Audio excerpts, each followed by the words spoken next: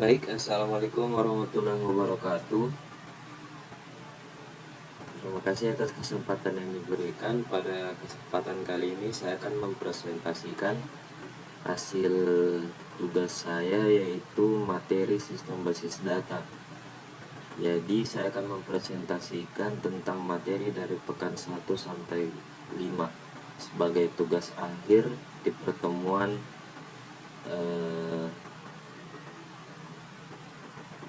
pekan 1 sampai pekan kelima. Baik, langsung saja.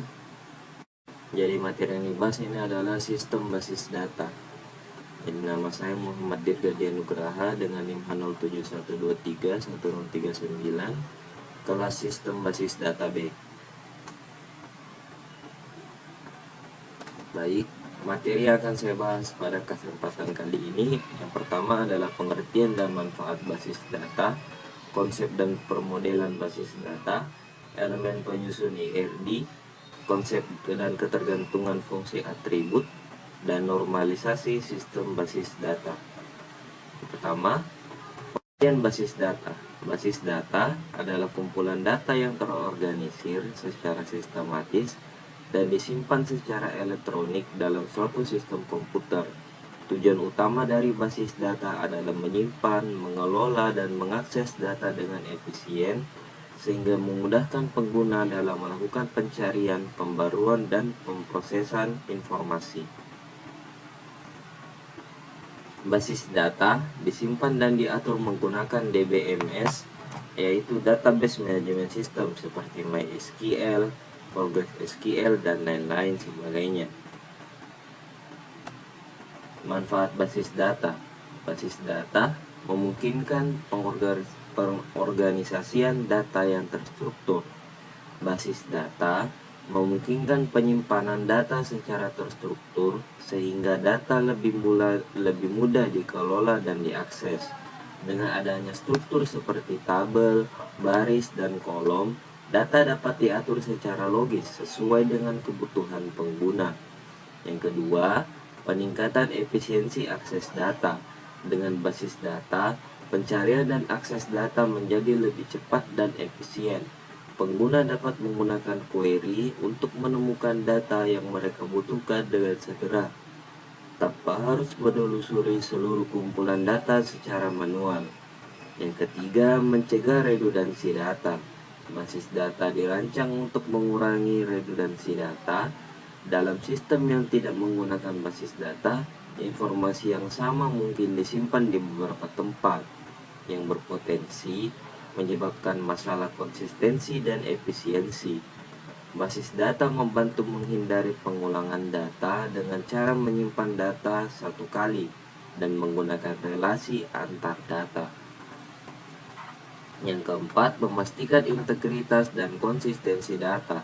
Basis data dilengkapi dengan aturan-aturan yang menjaga integritas dan konsistensi data, seperti penggunaan kunci utama atau primary key dan constraint, yaitu aturan pembatasan.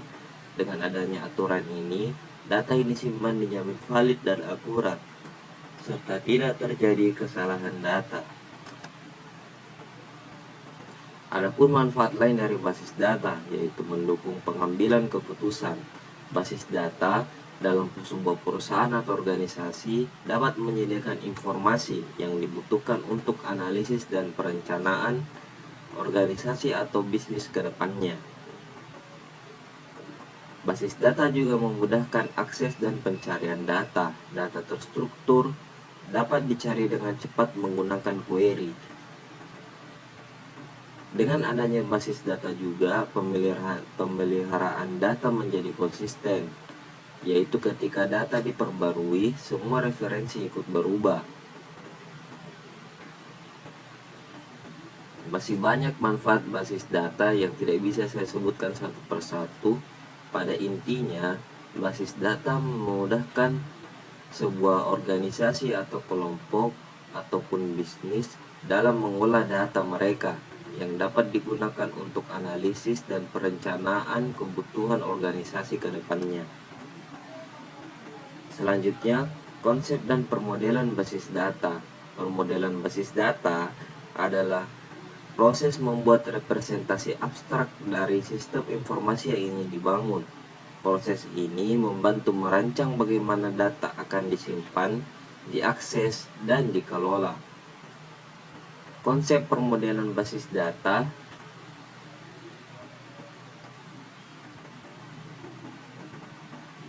terdiri dari 4, yaitu entitas, relasi, atribut, dan constraint. Apa itu entitas?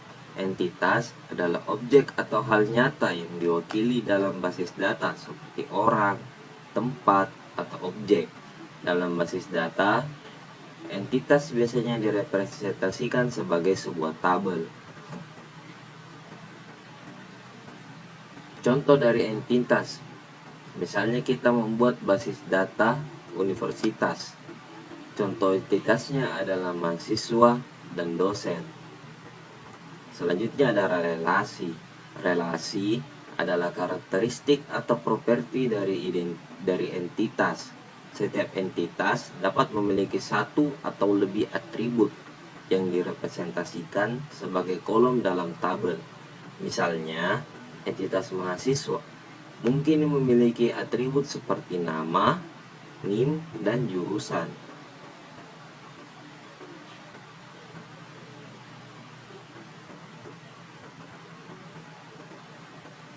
Itulah tadi penjelasan terkait dengan atribut. Selanjutnya ini adalah penjelasan terkait dengan relasi. Relasi menggambarkan hubungan antara dua atau lebih entitas. Dalam basis data relasional, relasi dipresentasikan melalui kunci asing atau foreign key yang menghubungkan tabel-tabel berbeda. Contoh dari relasi, misalnya mahasiswa yang merupakan sebuah entitas mengambil mata kuliah. Mata kuliah adalah sebuah atribut. Contoh lain, mahasiswa memiliki NIM. Memiliki adalah contoh dari relasi, yaitu menggambarkan hubungan antara mahasiswa atau entitas dengan atribut atau NIM. Jadi jadi relasi pada intinya menghubungkan antara entitas dan atribut. Selanjutnya, constraint. Constraint adalah aturan atau batasan yang diterapkan pada data untuk memastikan integritas dan konsistensi. Misalnya, penggunaan primary dan foreign key.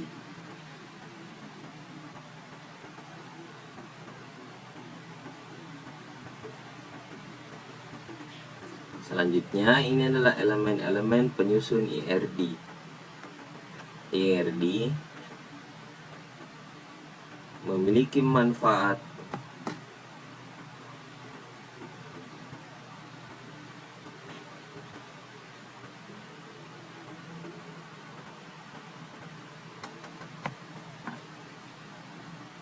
IRD adalah alat yang digunakan untuk memodelkan hubungan antar entitas dalam sistem basis data secara visual.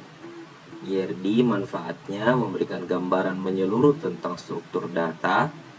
Yang kedua, mendukung perancangan basis data dan menghindari redundansi data. Elemen-elemen yang pertama itu identitas, digambarkan dengan bentuk persegi panjang. Yang kedua itu atribut, digambarkan dengan bentuk elips, dan juga relasi digambarkan dengan bentuk seperti ini. Terus kardinalitas itu menggambarkan hubungan. Yang pertama itu one to one, one to many, many to one, dan many to many. Selanjutnya ini adalah contoh IRD. Misalnya pembeli, kita memiliki entitas pembeli yang memiliki atribut email, nama, dan alamat. Lalu pembeli memiliki relasi dengan barang. Relasinya adalah membeli. Barang memiliki atribut SKU, nama, dan harga. Barang memiliki relasi dengan penjual. Relasinya adalah menjual, yang artinya penjual menjual barang. Ya, penjual memiliki atribut email dan nama. Ini adalah contoh dari penerapan IRD.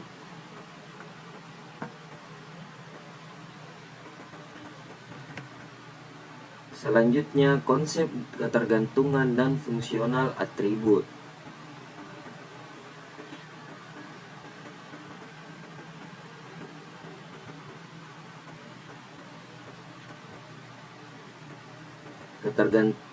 Pengertiannya adalah ketergantungan fungsional adalah hubungan antara dua atribut di mana nilai satu atribut menentukan nilai atribut lain secara unik.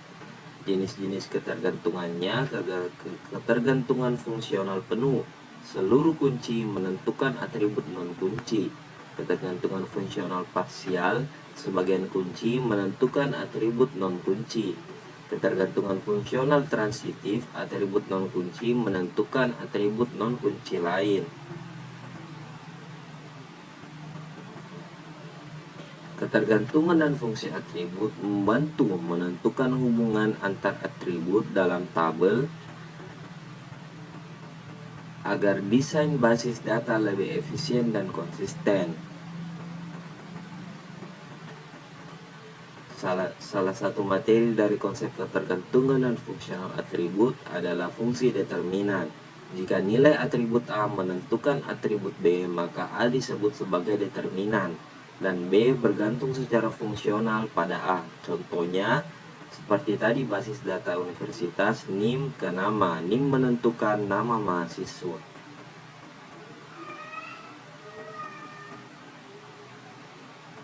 Materi selanjutnya adalah normalisasi basis data. Normalisasi adalah proses untuk mengorganisasi tabel dalam basis data untuk mengurangi redundansi dan memastikan integritas data. Proses ini melibatkan pemecahan tabel besar menjadi tabel-tabel yang lebih kecil dan mengatur hubungan antar tabel tersebut untuk menghilangkan anomali data seperti data duplikat atau inkonsistensi. Tujuan normalisasi data yaitu mengurangi redundansi data. Normalisasi menghindari penyimpanan informasi yang sama berulang kali dalam beberapa tabel sehingga mengurangi penyimpanan yang tidak perlu. Memastikan integritas data dengan mengorganisir data menjadi tabel-tabel yang terstruktur dan memiliki relasi yang baik. Normalisasi menjaga konsistensi dan akurasi data. Mempermudah pemeliharaan data. Data yang terstruktur dengan baik lebih mudah diubah, ditambah, atau dihapus tanpa menimbulkan masalah ketidakkonsistenan atau kehilangan data. Yang keempat, meningkatkan efisiensi. Normalisasi data membantu mengurangi risiko anomali dalam penyisipan, pembaruan, dan penghapusan data, serta meningkatkan performa query dengan struktur yang lebih terfokus. Normalisasi biasanya dilakukan melalui berbagai bentuk normal form, mulai dari bentuk normal pertama atau one normal form hingga bentuk normal kelima, yang masing-masing memiliki aturan untuk mengoptimalkan struktur data. Saya akan menjelaskan terkait dengan bentuk-bentuknya, yaitu yang pertama first normal form. Setiap kolom hanya berisi satu nilai atau atomik. Tidak ada kolom yang berisi set atau daftar data. Yang kedua, second normal form. Fungsinya untuk memenuhi yang tahapan yang pertama atau first normal form. Yang setiap atribut non-primer bergantung secara penuh pada primary key. Yang ketiga, third normal form, memenuhi second normal form. Tidak ada ketergantungan transitif antara atribut non-primer. Yang keempat, boycott normal form, memenuhi bagian third normal form dan setiap determinan harus berupa super key.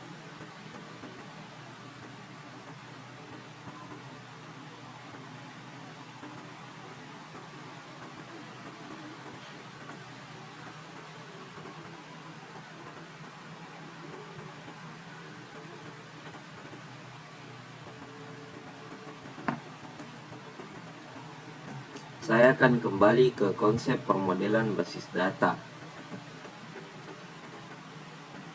Jadi, konsep permodelan basis data memiliki jenis-jenis. Yang pertama itu pemodelan konseptual. Pemodelan ini menggambarkan struktur data pada tingkat yang sangat tinggi dan abstrak, berfokus pada apa yang dipresentasikan dalam sistem tanpa mempertimbangkan detail implementasi. Seperti yang saya jelaskan tadi, konsep permodelan basis data itu menggunakan IRD. Dan IRD itu adalah implementasi secara visual dari basis data.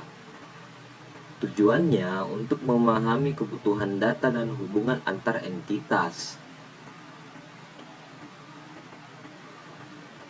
Selanjutnya saya menjelaskan terkait dengan pemodelan logis. Pemodelan logis adalah representasi data yang lebih formal dan mendetail daripada model konseptual. Pada tahap ini, struktur basis data mulai disesuaikan dengan model relasional atau model database tertentu tanpa memperhatikan detail fisik seperti tipe penyimpanan. Tujuannya merancang struktur basis data yang konsisten dan memenuhi aturan normalisasi. Komponennya seperti tabel atau relasi, atribut, primary key dan foreign key, kardinalitas seperti one to one to many, dan many to one.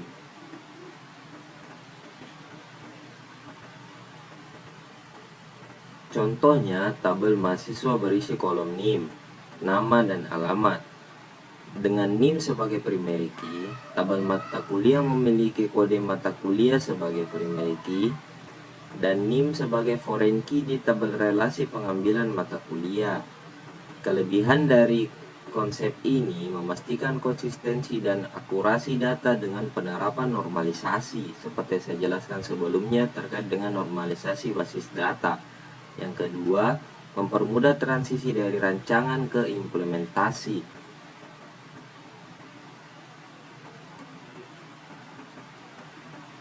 Yang ketiga itu pemodelan fisik atau physical data model. Pemodelan fisik menggambarkan bagaimana basis data diimplementasikan dalam DBMS. DBMS adalah Data Basis Management System, termasuk pemilihan tipe data, indeks, partisi, dan alokasi ruang penyimpanan. Tujuannya mempersiapkan database untuk diimplementasikan secara teknis di lingkungan DBMS tertentu. Komponennya itu tabel dan indeks, tipe data setiap atribut seperti integer, varchar, char, string, float, dan lain-lain. Partisi data atau skema penyimpanan. Partisi data berfungsi untuk menskemakan penyimpanan dari data tersebut. View atau store prosedur jika dibutuhkan. Contohnya dalam MySQL, kolom NIM didefinisikan sebagai varchar 10 dan nama sebagai varchar 50. Indeks ditambahkan di kolom NIM untuk mempercepat pencarian. Kelebihan dari konsep ini memastikan performa dan keamanan basis data, mengoptimalkan penggunaan sumber daya yaitu memori dan penyimpanan. Jadi ringkasnya, konseptual itu fokus pada apa saja entitas dan hubungan yang ada. Logis mendesain struktur data yang lebih rinci berdasarkan model rasional, sedangkan yang fisik mempersiapkan detail implementasi sesuai dengan DBMS yang digunakan.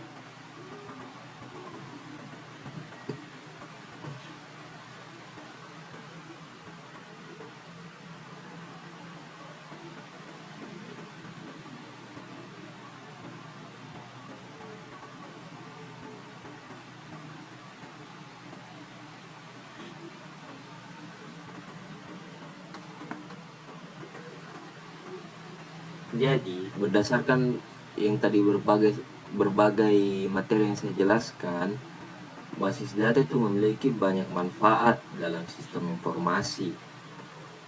Basis data itu membantu mengurangi duplikasi data dengan cara menyimpan informasi terpusat dan terstruktur. Misalnya, data mahasiswa tidak perlu dicatat di banyak tempat, cukup disimpan dalam satu tabel yang diakses oleh berbagai modul. Itu sangat memudahkan dalam jalannya sistem informasi dalam sebuah universitas. Yang kedua, dengan minimnya redundansi, inkonsistensi data juga berkurang. Jika terjadi perubahan pada satu entitas, misalnya seperti alamat mahasiswa berubah, pembaruan hanya perlu dilakukan di satu tempat, sehingga menghindari perbedaan informasi di modul lain. Jadi tidak ada data yang berbeda antara satu dengan yang lainnya, walaupun data itu diperbarui. Yang kedua, yang sangat penting yaitu basis data itu dalam sistem informasi dapat meningkatkan keamanan data. Basis data modern menyediakan mekanisme kontrol akses sehingga hanya pengguna tertentu yang dapat melihat atau memodifikasi data sensitif. Contohnya dalam sistem bank, hanya bagian keuangan yang dapat mengakses data saldo nasabah, sementara teller hanya melihat informasi terbatas. Basis data itu sangat mendukung integritas data. Basis data menjamin integritas referensial, yaitu hubungan antara tabel tetap konsisten. Sebagai contoh, di dalam basis data universitas, jika suatu mata kuliah dihapus pada tabel, maka data yang bergantung pada mata kuliah tersebut juga akan diperbarui atau dihapus agar tidak ada data yang menggantung. Selain itu, validasi seperti tipe data dan nilai yang diizinkan juga meningkatkan keakuratan data, efisiensi akses dan pemrosesan data. Dengan basis data, proses pencarian dan pemrosesan data menjadi lebih cepat berkat indeks dan query yang dioptimalkan. Contohnya, misalnya pencarian informasi mata kuliah. Informasi terkait mata kuliah dapat dilakukan dengan query SQL sederhana, tanpa perlu mencari secara manual di berbagai sumber. Basis data juga membantu dalam pemeliharaan dan pembaruan data, karena data tersimpan secara terpusat, prosesnya menjadi lebih mudah. Admin database dapat memperbarui dan mengelola data tanpa harus melakukan perubahan di banyak tempat. Selain itu, untuk backup dan restore data lebih mudah dilakukan untuk menjaga keberlanjutan operasional. Seperti yang saya jelaskan tadi, basis data itu dapat membantu terkait dengan analisis dan perancangan. Tentunya, hal itu outputnya adalah mempermudah dalam pengambilan keputusan. Sebuah organisasi tentunya membutuhkan sebuah analisis dan perancangan sebelum mengambil keputusan yang terkait dengan keberlangsungan organisasinya. Basis data menyediakan informasi yang akurat dan tepat waktu. Misalnya, jika dalam sebuah perusahaan, manajer dapat menggunakan data penjualan dari database untuk membuat laporan tren dan penjualan bulanan untuk menyusun strategi pemasaran. Misalnya dalam sebuah restoran bisa melihat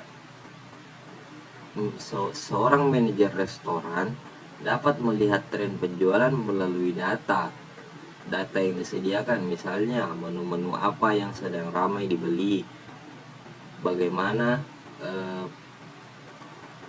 penggambaran usia pengunjung sehingga bisa disesuaikan dengan tren untuk strategi pemasaran nantinya. Basis data juga mendukung adanya fleksibilitas dan skalabilitas. Basis data memungkinkan perubahan struktur atau penambahan data baru tanpa harus mengubah sistem secara keseluruhan. Misalnya, jika perusahaan ingin berkembang dan ingin menambah modul layanan baru, basis data dapat dengan mudah diperluas dengan menambahkan tabel atau kolom baru. Ada berbagai macam aplikasi-aplikasi yang bisa diintegrasikan dengan basis data, seperti MySQL, PostgreSQL, MongoDB, DB Browser, dan lain-lain sebagainya. Ada juga Heidi SQL. Ini mendukung untuk optimalisasi aliran data antar aplikasi untuk meningkatkan efisiensi. Jadi secara keseluruhan, Basis data memegang peran penting dalam memastikan efisiensi, akurasi, dan keamanan sistem informasi di berbagai bidang. Selain memudahkan pemeliharaan data dan pengambilan keputusan, basis data juga mendukung kolaborasi dan integrasi antar departemen atau aplikasi, menjadikannya fondasi penting bagi sistem modern dan organisasi yang berkembang.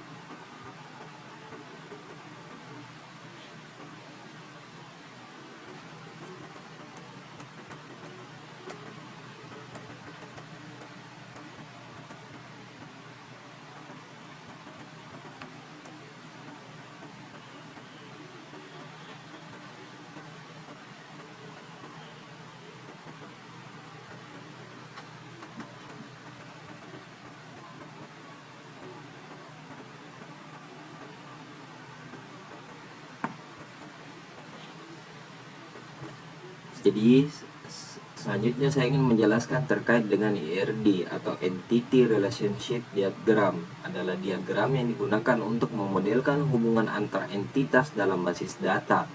ERD memberikan gambaran visual tentang struktur data dan interaksi antar objek-objek yang terlibat dalam sistem. ERD digunakan dalam tahap perancangan basis data untuk memahami hubungan dan atribut yang terkait dengan entitas.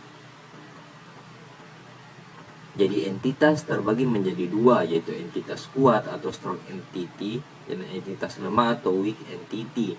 Entitas yang dapat berdiri sendiri seperti mahasiswa. Itu adalah contoh dari entitas kuat. Jadi misalnya dalam sebuah ERD yang universitas, mahasiswa itu termasuk dalam entitas yang kuat, yaitu dapat berdiri sendiri. Contoh dari entitas yang lemah, entitas yang bergantung pada entitas lain, misalnya kartu tanda mahasiswa yang bergantung pada mahasiswa. Jadi, kartu tanda mahasiswa tidak bisa ada apabila tidak ada mahasiswanya. Jadi KTM atau kartu tanda mahasiswa termasuk entitas yang lemah karena dia bergantung pada entitas lain. Selanjutnya itu adalah atribut.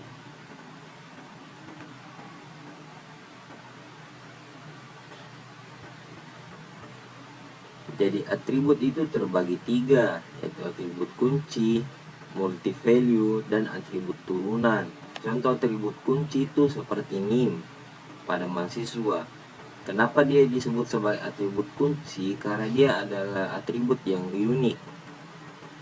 Jadi atribut itu tidak bisa diduplikasi.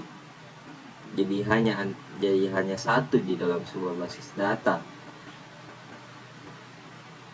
Atribut multi-value, contohnya itu nomor telepon. Atribut turunan, misalnya nilainya bisa dihitung dari atribut lain, misalnya umur yang dapat dihitung dari tanggal lahir.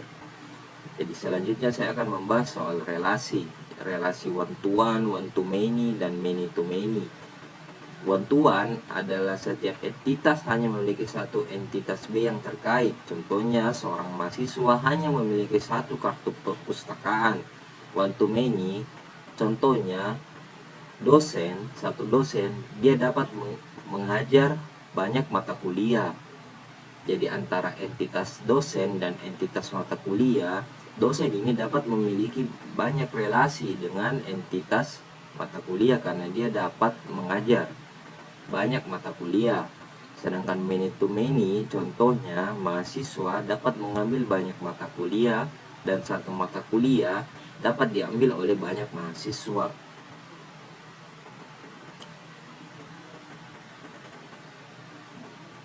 Jadi dari tadi saya menyebutkan terkait dengan primary dan foreign key. Apa sih itu primary key dan foreign key?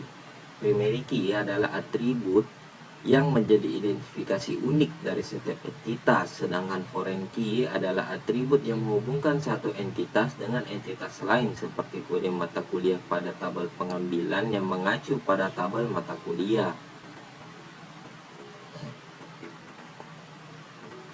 Jadi kesimpulannya, IRD adalah alat penting dalam perancangan basis data karena menyediakan representasi visual yang mudah dipahami dengan entitas, atribut, dan hubungan dalam sistem. Dengan menggunakan IRD, pengembang dapat merancang struktur data yang lebih efisien, konsisten, dan mudah dikelola.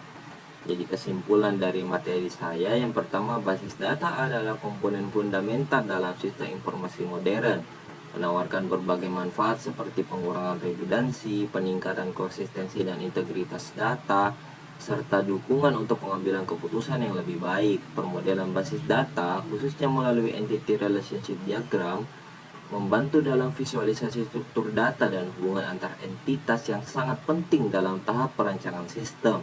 Yang ketiga, pemahaman tentang elemen-elemen IRD seperti entitas, atribut, relasi, dan kardinalitas memungkinkan perancangan basis data yang lebih efektif dan sesuai dengan kebutuhan organisasi.